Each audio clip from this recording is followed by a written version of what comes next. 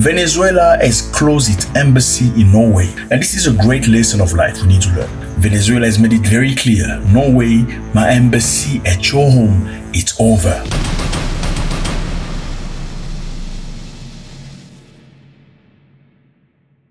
How do you react when your friend becomes a little too close to your worst enemy? I mean, your friend could say hi to your worst enemy should your worst enemy say hi to your friends, which is completely understandable. I mean, we're human beings and adults, okay? But when your friend becomes a little too close, send them some chocolate on their birthday, invite them over for some drink out. How do you feel about that? Is your friend still your friend? How do you feel if your friend becomes too friendly with your enemy? Is he still your friend, or are you going to straighten things up? Are you going to cut him off completely, or are you going to still see him once a week? We're talking about your worst enemy. This is a person who doesn't want you to exist. He does everything to throw you over. Are you still going to continue that friendship? Well, fellas, we're going to go very quickly across Africa and see what's happening in the world, what is urgent. Great stuff. Venezuela has closed its embassy in Norway, and this is a great lesson of life we need to learn. Venezuela has made it very clear, Norway, my embassy at your home, it's over. Why? Because on October 12, 2025, the Norwegian Nobel Committee awarded the Nobel Prize to Maria Corina Machado. The Norwegian Nobel Committee has decided to award the Nobel Peace Prize for 2025 to Maria Corina Machado.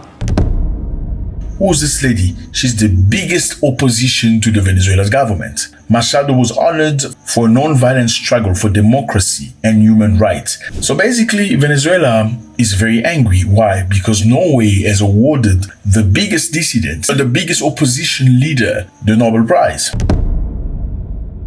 Just days later, President Nicolas Maduro government announced it would shut down Venezuela embassy in Oslo, citing strategic reassignment of resources. So they don't want to waste resources anymore to a country that clearly doesn't have a position. Are you a friend or enemy? If you're not my friend, it means you're my enemy. At least if you are supporting my enemy and giving him Nobel Prize, me and you are not going to be friends. Now, understanding the context very easily. Venezuela is this country right here, okay? It's run by this man. Before him, there was another man, very strong president, who was very much against the United States of America. Now, let's understand the deep context. The deep context is simple. Venezuela used to cooperate with the United States of America many years ago, and something happened. What happened? Venezuela decided not to be a capitalist country anymore, but to become a socialist country. Now, what's the difference between capitalism and socialism? Let's find a stupid example. Let's think about a pizza. Okay, let's say pizza's got 12 pieces, and there are 12 men sitting in a room. In a capitalist country,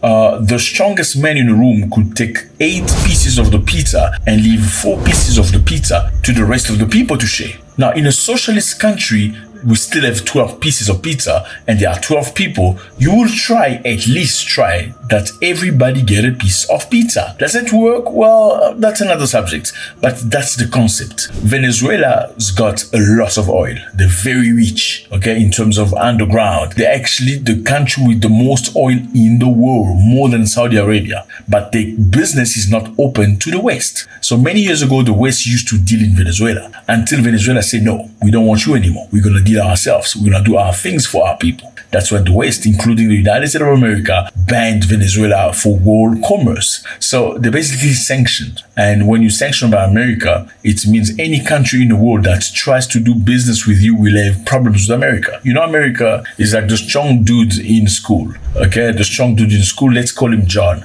If John say nobody speaks to Eddie in a class, if you dare speak to Eddie, John's gonna beat you up. If he doesn't beat you up, he's gonna throw you in a corner. So everybody's scared to speak to Eddie because John doesn't like him. And John here, you know who John is. Now my question to you is this one. Is Venezuela right to say you can go F yourself because you are promoting people that are against my government or not?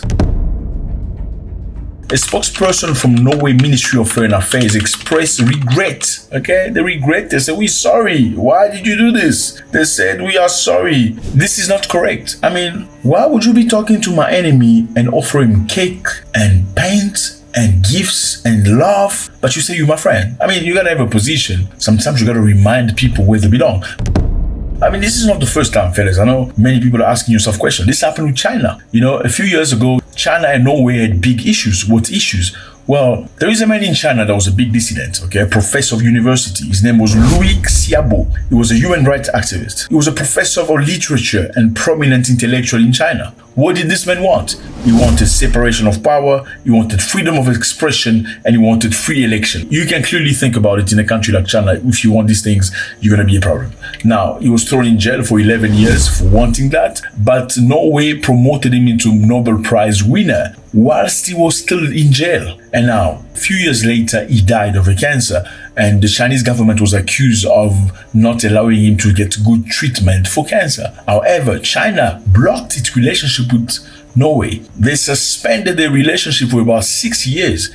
It's only recently that China resumed. So they wanted to teach them a lesson. And this is not limited to China or Venezuela, because America does it too. Remember, the people that criticize the country you don't criticize. If you criticize them, you know what happens to you. I mean, you saw at the United Nations jurisdiction of legal team, when they condemned the man that you don't name, you know what happened to them. They told them, we are sanctioning you. We are blocking you from all companies that's registered in America. So that person, immediately his Hotmail was blocked, his bank account was blocked, his Yahoo was blocked. He couldn't attend any meeting of the United Nations in the United States of America. Well, bottom line, fellas, is you need to make yourself respected. Okay? You need to know the boundaries. If you have issues with Mr. A and your friend Mr. D is friendly with Mr. A, you must remember to remind him where his place is. And if he doesn't listen to you, maybe you need to block him. Now let's move to Ghana. Fellas, something very interesting is happening in Ghana. A law firm in Ghana has filed a petition with the Ghanaian Supreme Court challenging the government's agreement to accept deportees from the United States of America. We spoke about this. Ghana opened its door to the United States of America, allowing America to send deportees from the Trump government. Okay? Why? Because the Ghanaian president felt like the USA will start blocking Ghana from getting visas like they used to get before. Number two, the USA will potentially kick Ghana out of AGOA. In comes President Trump. He has a more transactional mindset. And he says that the US has been taken for granted for a long time. And so even countries like Ghana in Africa, he slapped a 15% tariff on us from zero tariff. And so AGOA is technically dead. It was due for renegotiation in September. There's no way with this 15% tariff, AGOA is going to be renewed. AGOA is an agreement that allows many African nations to export to the United States of America. I mean, you build things in Africa, you export to the US at a cheap price, which allows you to sell more, which is beneficial to many countries in Africa. Now, it's beneficial, but it has created dependency on America. And America can use that to make you take a direction. Basically, you're going to do what America wants. If you don't want it, then we kick you off AGOA. Now, the Ghanaian president wanted, number one, to get the visa still from America. Number two, not to be kicked out of AGOA. So he accepted to have deportees from the USA to Ghana. Now, many people were not happy about this. However, a law firm in Ghana filed a petition. The petition was filed by a lawyer named Oliver Baker Vomawur. Sorry, I murdered his name. He's a prominent Ghanaian legal activist. You know, when you talk about something, and when they happen, it's actually very different. It's very easy to say, yeah, it's okay, you can send them, until they come. When they arrive, they go like, whoa, are these the people? That's exactly what happened in Ghana. Now, on October 14, a group of migrants deported from the US arrived in Kotako International Airport in Ghana, okay? And that prompted a major outcry from the people, because the people then saw these people that were deported from the USA to Ghana. Well, Ghana had agreed with Trump that Trump will send East Africans to Ghana. Well, the people that came were not all East Africans. Even though certain were East Africans, there were amongst them some people from China, from South America. There was at least 42 people that were deported. One deportee, they say, was a man that likes other men, and he also likes a woman at the same time. That's what they said. So now this law firm is challenging the Ghanaian government for taking a decision without going through the parliament. That's what it is, fellas. You gotta make yourself respected. If your friend tends to do something that goes against you or something that gives leverage to your enemy, what do? You straighten them up, right?